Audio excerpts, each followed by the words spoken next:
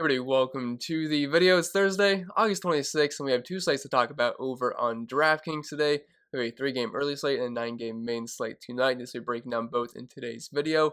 And both slates actually look pretty good. Good hitting, good pitching, so I'm definitely looking forward to it. And if you do find this video helpful in any way possible, please leave a like, subscribe to the channel if you haven't yet already. If you want to take that one step further, become an official member over on Patreon. Link is down below in the description for that. And last but not least, this video is sponsored by PrizePicks. I'm sure most of you know what it is by now, but if you don't, it's Daily Fantasy Sports Simplified, just you versus the projections. There's no sharks, 150 max contests, or salary cap restrictions, or anything like that. Just you versus the props that they offer each and every single day. And as of right now, if you're new signing over on PrizePicks, you can use code CPENN to get a free money bonus. It's an instant deposit match up to $100 when you tell them I sent you. I think that'll be it for the plugs for the most part, so without further ado, let's dive into today's video. And as always, we'll start with the pitching, then move on to the bats, and we'll start with the early slate, guys. And since it's only a 3-game slate, that means we have 6 teams. Not a lot of options, so I only have 2 listed here, and it's my plan just to spin up for both of these guys, but it's Carlos Rodon and Sonny Gray. So we'll start with Rodon here, $10,000. Extremely tough matchup on the road here in Toronto. I mean, Toronto's got one of the best offenses in all of baseball, so we got to be a little bit careful here. Giolito had a decent game last night, and Rodon's been pretty solid in the season. I will say he's returning from the IL. He's only been out for like 2 or 2.5 weeks, so I can't imagine he'll have too many restrictions here. Maybe he doesn't get a full-on workload, like maybe 90% of his normal workload, but even then, again, there's just not that many great options, so I think even like a limited workload with Carlos Rodon is good enough to be the best pitcher on the slate here. If we're looking at his numbers on the season, they have been excellent. He's got a really good 2.38 ERA, xFIP below 3, SARA below 3, a nice 36.2% K rate. Not really walking too many guys. He's limited the power so far, and again, this is a very, very tough matchup versus Toronto, but we have very limited options on the other slate as far as pitching goes. So I'll probably just bite the bullet here and roster Rodon. And then dropping a Sonny Gray here, $9,300. I guess he would be our SP2. It's an okay matchup versus Milwaukee. They're a team that will strike out quite a bit versus right-handed pitching. Luis Castillo was having a gem last night until like at the very end where he gave up a couple runs, ended up with, I want to say, around 18 fantasy points. It was looking like it was going to be close to like a 25, 30-point outing, but kind of fell apart at the very end, gave up a couple runs, but even then, it wasn't a terrible game. He was only like 5% owned too, so it was looking like a very good play in tournaments. Ended up not really working out as good as I thought it would compared to some other pitchers in similar price points. Like Robbie Ray had 14 strikeouts, and pretty much all the pitchers did well yesterday. Even though Shohei Ohtani gave up like a handful of runs, he still had, I don't want to say 6 or 7 strikeouts. But anyway, Sonny Gray, matchup versus Milwaukee. Not the greatest place to pitch, but I would say it's an upgrade from Great American Small Park. 4.5 implied team total here, although I will say Cincinnati Reds bullpen is not that great, so I assume most of the damage will probably come against them. If we're looking at his numbers on the season, sporting around a 28% K rate. The walks are a bit of an issue, close to 10%, but he hasn't allowed too much power, has a link to the ground balls, and like I said, Milwaukee will strike out versus righties. They do have some guys that hit for plenty of power, so I don't think it's going to be a cakewalk matchup, but I think Sonny Gray, relative to the other options, is definitely one of the better plays on the early slate today. And then moving on to the main slate, guys, my plan is to double spin up for Max Scherzer and Chris Sale, and there's plenty of cheap ads to make this work today. I was playing around with dummy lineups, and it is just, my optimizer is just force-feeding Max Scherzer and Chris Sale in pretty much all of my lineups. So that's what I'm more than likely going to do. 2 of the best pitchers in all of baseball. They don't really draw the best of matchups, but good pitching can always overcome a good lineup. And if we're looking at Max's numbers on the season, I mean, he has been flawless for the most part. A real nice 34.5% K rate. xFIP is good. ERA is good. SARA is good. Hasn't allowed too much power this year. The one bad thing with Max is that he allows a lot of fly balls and a little bit of hard contact, and the homers can always be a bit of an issue, but I mean, it's still Max Scherzer. The strikeouts are always going to be there. San Diego's a team that, you know, they definitely have some firepower, but they just played like 15, 16 innings last night. I woke up at 4 a.m. I got an alert on my phone that someone hit a home run. I think it was Tatis, and I was like, is this game still going, or is my phone delayed? But I guess the game was still going. So maybe they're a little bit tired. That could be good for Max Scherzer if the Padres offense is a bit tired. We'll see what the lineup looks like. Maybe they'll give some guys a day off, but definitely liking Max quite a bit. He is my current highest projected pitcher on the slate. 3.69 implied team total here, slight favorite, and an 8K prop over in Vegas. Then Chris Sale, $10,200. He has made 2 starts this year, so we only have a 10-inning sample size, averaging 80 pitches per game. But in those 2 starts, he has been pretty good. Got over 20 DraftKings points in each outing. So far, it's a 1.8 ERA, 1.9 xFIP, and a 2.4 SARA with a 32.5% K rate. With a 32.5% K rate and only a 2.5% walk rate. Again, small sample sizes here, but he does have a 350 ISO given up. And Minnesota's a team where I have been targeting him the past 2 games here in Boston. It's a very hitter-friendly park, so I'm kind of afraid of Sale maybe giving up a homer or 2, so hopefully those are kind of solo shots, but I think the strikeouts are going to be there. A 3.7 implied team total against him. Very heavy favorite. Love the Boston stack. Once again, he'll probably get that 4-point bonus, which is always a nice little added floor to your pitcher. Yeah, 7.5 K prop over in Vegas. I think he'll be just fine. He just needs to limit the power versus guys like Josh Donaldson, Jorge Polanco, Miguel Sano. But if he does that, I think he'll be just fine today. Dropping out some potential SP2s, we have Patrick Corbin at 8,200 bucks, and this is purely just a matchup play because I don't like rostering Patrick Corbin. I think I've done it like once or twice this season. Every single time he's gotten absolutely destroyed. Now I know he's had some decent games recently, and I wouldn't be surprised if he has one versus Miami. I mean, they are an absolute dreadful team, especially versus left-handed pitching. If we're looking at their splits on the season versus lefties, I mean, it is really bad. A 28.1% K rate, only a 142 team ISO, an 87 WRC plus, and a 294 WOBA.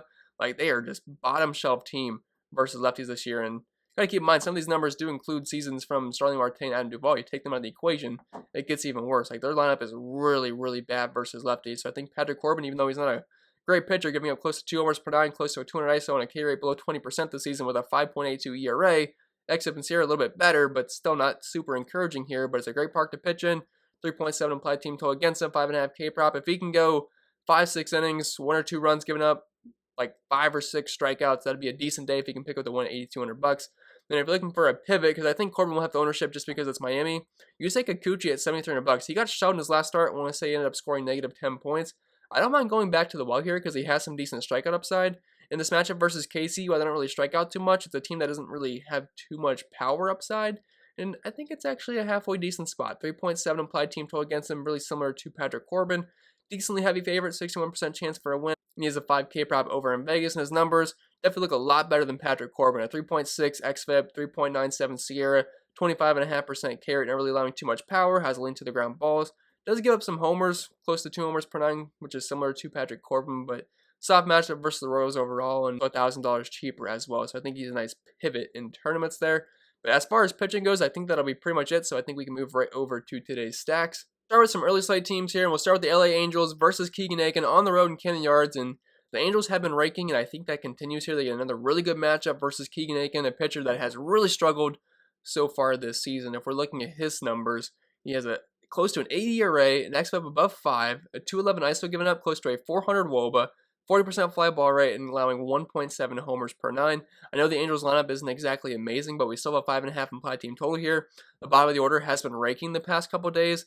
I said in my video yesterday, don't be afraid to play the bottom of this order. And guys like Joe Adell, Brandon Marsh, I think Marsh had like 30 fantasy points. Like, they've actually been hitting pretty well. So do not be afraid to use these guys close to the bottom because they're much lower owned. I think like those guys are like 4 or 5% owned. So definitely like that quite a bit if you can go back to the well there again today. I mean, I wouldn't recommend going to the very bottom if you're building single your lineups, but if you're building like a 150 or 20 max, don't hate getting exposure to those guys. But Shohei Ohtani leading off, it's a lefty-on-lefty matchup, prefer him versus righties, but I mean, he has all the power in the world. And if they're going to put up a lot of runs, usually Shohei Ohtani is the main reason for that. Now, it hasn't been the past couple of days. The other guys have been picking up the slack, but I guess that just means Shohei Ohtani's due.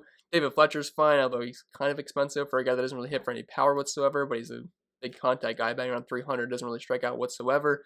Phil Gosselin, Justin Upton, assuming he's back in the lineup, batting cleanup here at $3,200 versus a lefty. I mean, he's kind of like an auto lock play for me. Like, I know the guy doesn't have a good batting average, he does strike out quite a bit, but he's got over a 200 ISO in the season, and he hits lefties pretty darn well. So Justin Upton, assuming he's back, I mean, pretty much the best play on the early slate, once you factor in the price point. Iglesias, Adele, Brandon Marsh, Max Stassi, who's been one of the better hitting catchers in baseball this year so far, batting close to 280. Over a 200 ISO and a 133 WRC plus. And we have Jack Mayfield at the end here. So it's pretty much all righties besides Brandon Marsh and Shohei Ohtani, but I definitely like the Angels here quite a bit. 5.5 implied team total. The Orioles bullpen is really bad, and plus it's a great park to hit in. And since they're on the road, you get those guaranteed nothing at bats as well. And going on to the opposite side of this game, we have the Baltimore Orioles at home in the same hitter-friendly park in Camden Yards versus Jaime Barria, who's a very low strikeout pitcher that allows a lot of hard contact and quite a bit of power as well. We're looking at his numbers on the season. I believe he's got like a 12% K rate and only a 6% K rate to lefties. Yeah, 12.5% of the season. ERA close to 6. XFIP not too far behind. Around a 200 ISO given up on the season. A 40% hard contact rate. 1.5 homers allowed per 9. But versus lefties, that gets close to 2. And versus righties, that's a below 1. So you're going to prefer the lefties here. Although he gives up hard contact to both sides. And pretty much everyone's in play here. Cedric Mullins is obviously the best play. He's been awesome all season long. A 314 batting average, 221 ISO, leading off here, $4,400. I think he could be a bit more expensive, so I think this is a pretty good price tag for him. Ryan Mountcastle, Trey Mancini, Anthony Santander has been on fire, $2,900 batting cleanup. I think he's a very, very good cheap outfielder option. Austin Hayes, I prefer versus lefties, but again, if you're just full stacking the team, all these guys are playable. But 1 through 4 is kind of the main appeal here, but obviously the entire lineup is in play. And moving on over to the main slate, once again, we have the Boston Red Sox being pretty much the best stack. Once again, we have a team total above 6. Again, I should probably move my chair there, but 6.3 today. Going up against John Gaine, who has an xFIP over 5 on the season. Even though his ERA looks pretty good in the 3s, xFIP is definitely a lot higher, so he is due for some regression, but the entire lineup is playable here. Kike Hernandez, $4,700. He went deep last night. I believe that was in the 9th inning, or maybe the 8th inning, but it was very late in the game, but it still helped me out quite a bit. Kyle Schwarber, he finally went deep for the Red Sox. Overall had a very, very strong game, $4,800, one of the best overall plays in the entire slate, over a 300 ISO on the season, absolutely crushes righties.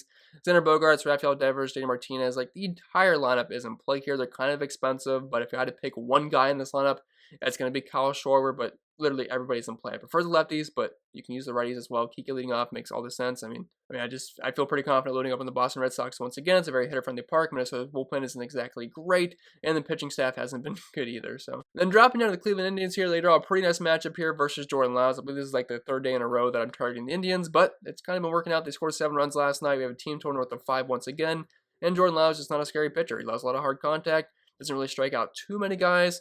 Gets a lot of power given up, so definitely like the Indians once again. Plus, they're very cheap. I also have J-Ram and Pennell Reyes. I know I've been saying the same thing all week, but it's true. It's a really cheap stack to have outside of those 2 big boppers in the middle of the order. Miles Straw, $3,000. He was below 3K, but the price still isn't anything crazy there. He always has stolen base upside, plus he's been playing pretty well. Like him leading off. Ahmed Rosario, prefer him versus lefties, but again, you can use anybody versus Lyles. J-Ram, he's been on fire. Pennell Reyes has an ISO close to 300 on the season. All the power in the world there. Bradley Zimmer batting 5th, only $2,300. The rest of the order is really, really ugly, like Owen Miller, Daniel Johnson, Austin Hedges, Jimenez. Like, I wouldn't really recommend using those guys, maybe Bradley Zimmer, but the 1 through 5 does look pretty good today, and they're not overly expensive besides those 2 bets. And then the last team I want to talk about, it's the same game here, just opposite side, and look, it's a bad lineup. Like, this is one of the worst teams in baseball. We have a team total of only 4.1 here, but Sam Hedges is not a very good pitcher. I imagine he'll last too long in the game here, but if we are going to double spend up for pitcher day with Max Scherzer and Chris Sale, we're going to have to find some value bets. And there's some other teams we just talked about that have value bets, like the Cleveland Indians. They have a lot of cheap guys, but the Rangers are absolutely free. They do draw a pretty good matchup. Like Gaine Hernandez here, only $2,400 leading off. Adolis Garcia, $3,100, hitting 3rd versus a lefty. He's shown tons of power this season. I think he's one of the best cheap plays in the entire slate. Nate Lowe, $2,800. I prefer him versus righties, but he'll see one at some point anyway, only $2,800. And the rest of the lineup is absolutely brutal. But guys like Yanni Hernandez, Falefa, Adolis Garcia, Nathaniel Lowe, or I guess Nate Lowe. I think DraftKings changed his name recently, but anyway, batting forward, like these guys are absolutely dirt cheap, and they actually draw a halfway decent matchup here, and the team total is really low. But if you're looking for cheap ass today to pair with your very expensive pitching and some expensive Red Sox, I don't hate going down to the Rangers, even though it doesn't feel the greatest. But with that being said, I think that'll be it for the video. So I hope it was helpful, and if it was, make sure to leave a like. Subscribe to the channel if you haven't yet already. If you want to take that one step further, become an official member over on Patreon. Link is down below in the description for that. Since we're close to the end of the month, I can refund this last week for you free, as long as you do stay signed up on September 1st. If you don't follow me over on social media, or follow me using the handles in the bottom hand corner of your screen. And don't forget, this video was sponsored by Prize Picks. It's just you versus the projections. And as of right now, if you're new Sonny over there, you can get a free money bonus up to $100 when you use code CPEN and tell them I sent you to either prizepicks.com, or you can use the link down below in the description. But I think that'll be pretty much it. I will stop rambling, and I'll see you guys on the next video.